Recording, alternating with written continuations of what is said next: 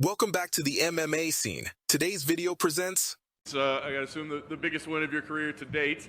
Very impressive performance. How do you feel about the way things went tonight? Oh, absolutely amazing. Definitely the biggest win of my career. Leading up to this, I knew this was the biggest fight of my career. It's Robert Whittaker. The man hasn't lost to anybody else than the champion almost a decade. But I said it. This is not going to see the third round. TKO in the second happened that way because, you know, I just know my fighting style. And I guess this answers all the nose questions.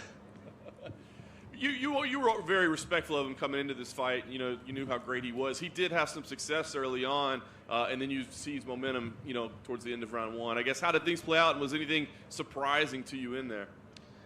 No, not at all, especially in the beginning of the fight. I said it. I can't go and fight Robert Whittaker like I fought Brad Tavares. He is too good and too calculated.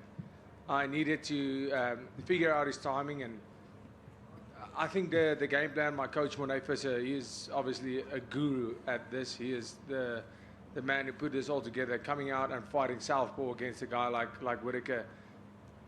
You know, I always do switch stance, but to go and learn a complete new style for this guy, and it just worked perfectly. But, you know, in that I would say first half of the first round, I was almost checking to see, okay, how fast is he? How hard does he hit? And he hits hard and he hits fast, but it was just getting that timing, seeing, okay.